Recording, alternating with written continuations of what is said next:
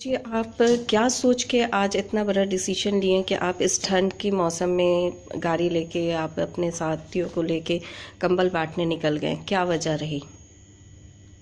इसकी वजह रही कि मैं हाल फिलहाल किसी एक गरीब एक मरीज़ को, जो बिहार, चूँकि मेरा बिहार कैडर से मैं इंडियन पुलिस सर्विस का अफसर रहा हूँ, और देखा कि वो बहुत गरीब लोग थे।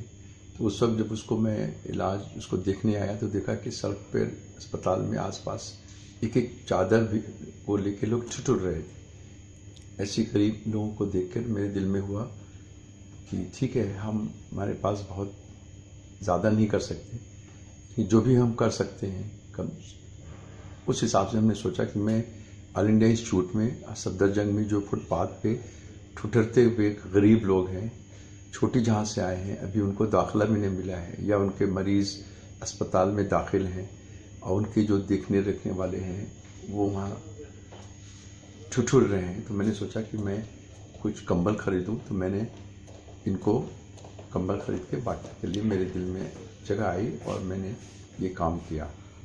मैंने सुना है कि आपने पहले भी बहुत सारे काम किए हैं, तो कुछ उन कामों में से कुछ ऐसी काम जिसको करने के बाद आपको लगा हो कि आज मैंने अपनी ज़िंदगी का कुछ अच्छा करा, जो आप शेयर करना चाहें हमारे साथ? देखिए, इत्तेफाक की बात है कि आपसे यहाँ मुलाकात हो गई, आपने हमारे साथ भी कंबल बांटा, लेकिन इससे पहले भी मैं चुपचाप आके, चूँकि जो भी मैं मानता हूँ और जो हम जिस रिलीजन से बिलोंग करते हैं उसमें भी है कि कभी अच्छा काम किया जाए तो उसका इजहार नहीं करना चाहिए। तो ये कोई पहला मौका नहीं है, और इसके पहले भी मैं आया हूँ, हमने किया है, और जगहों भी गया है, मैं दूर में भी गया हूँ, तो मैं करता चला आ रहा हूँ। और कई ऐसे इदारे हैं, यहाँ तक कि गुड़गांव में जैसे ओल्ड एज होम है, वहाँ पे बहुत से ऐसे लोग हैं जो जिनके बच्चों ने उन्हें छोड़ दिया, वहाँ रहते हैं, उनके साथ भी मैं 2-4 बार महीने में एक बार ज़रूर जाता हूँ। कुछ वक्त, कुछ खाना लेके, कुछ सामान लेके, कुछ उनके साथ मैं वक्त गुजारता हूँ। तो क्या आपको लगता है कि गवर्नमेंट से कुछ डिमांड आपको रखना चाहिए? खुद आप गवर्नमेंट के पब्लिक सर्वेंट हैं, तो आपको लगता है कुछ ऐसा होना चाहिए, कुछ इन चेंजेस आनी चाहिए ताकि जो हम देख रहे हैं अपने अगल बगल उसमें कुछ चेंजेस आ जाए तो शायद उनकी ज़िंदगी में कुछ और खुशहाली आ जाए? मैं समझता हूँ कि ये काम कई सालों से मैं कर रहा हूँ, और जब मैं ज़िले में जो था तब भी हमने किया था, यहाँ भी करते हैं।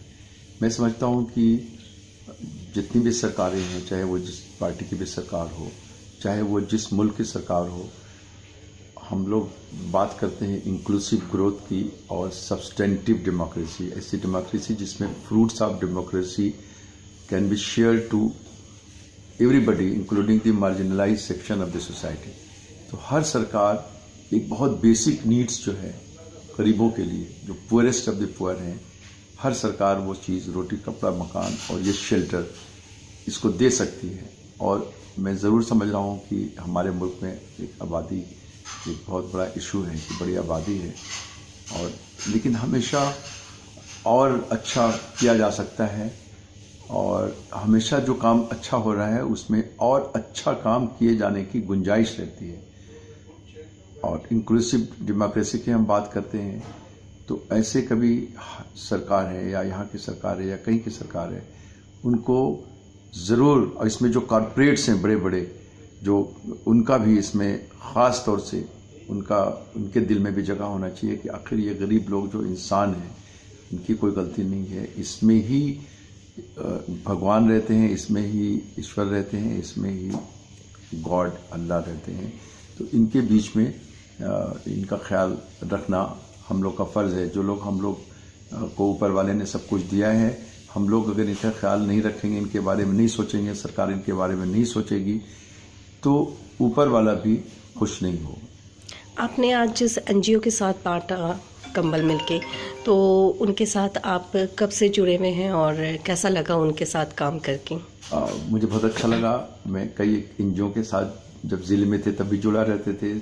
जैसे मैं जब झारखंड में था तो वहाँ पे जो ट्राइबल इलाका था उसमें ब्लैंकेट्स और खासतौर से मेडिकेटेड ब्लैंकेट्स वहाँ पे एक लातेहार ज़िला था जहाँ पे WHO ने भी कहा था कि वहाँ पे सेरिब्रल मलेरिया की बीमारी थी, तो बहुत से NGOs को हमने अप्रोच किया और उनके साथ हमने मेडिकेटेड कैम्बल्स बांटा। हाइजीन्स में ऐसे बहुत से NGOs हैं जिसे अभी भी जो जेंडर इश्यूज पे काम कर रहे हैं, या अभी जैसे आपको हमने बताया कि 4 फरवरी को कुछ लोगों ने हमको कांटेक्ट किया है, जो बहुत से NRIs हैं जो मैरिज वेबसाइट से उन्होंने हिंदुस्तान की और बाहर के मुल्कों की भी लड़कियों के साथ चीटिंग किया है और शादी करने के बाद फिर उनको छोड़ देते हैं। तो ये सब चीज़ों में मैं समझता हूँ कि आने वाले कल में ज़रूर फिर हिंदुस्तान में कोई गांधी आएगा जिससे ऐसे लोग जिनके पास काफ़ी पैसा है, जो गांधी जी ने कहा था जिनके पास ज़्यादा पैसा है वो कम गरीब लोगों का ख्याल रखें। तो जो विमेन इश्यूज़ हैं और जो एक्सप्लॉयटेशंस हैं, जो विक्टिम राइट्स है, इस पे और काम हो रहा है और भी ज़्यादा काम करने की ज़रूरत है। क्या हम गांधी जी का दूसरा रूप आप में देख सकते हैं? नहीं, ये मैं नहीं कर सकता। गांधी जी की तो मैं समझता हूँ आने वाले कल में एक वक्त ऐसा आएगा जब मैं गांधी आश्रम में जाता हूँ तो मैं देखता हूँ कि हिंदुस्तान से ज़्यादा बाहरी लोग गांधी को स्टडी करते हैं। गांधी जी आने वाले कल में जैसे गौतम बुद्धा थे, गांधी हैं, ये लोग सब एक प्रॉफिट स्वरूप हैं। ये लोग जो हैं अपने आप में आने वाली कल की जो हमारी जनरेशन पीढ़ी आएगी ये देखेगी, जो प्रॉफिट्स में बहुत लोगों का नाम लिया जाता है, तो ये उनका मुकाम, उनका दर्जा बहुत ऊंचा है। और हम लोग बस उनसे सीख के उनके बताए हुए काम का थोड़ा सा हिस्सा अगर हम लोग कर लें तो वही बहुत बड़ी कामयाबी मैं समझता हूँ। चलिए, बहुत अच्छा लगा आपसे बात करके और आपके साथ काम करके, और आगे भी हम चाहेंगे कि आपके साथ हम मिलके आगे भी बहुत सारे काम करें इंशाल्लाह। Thank you, thank you very much. Thank you.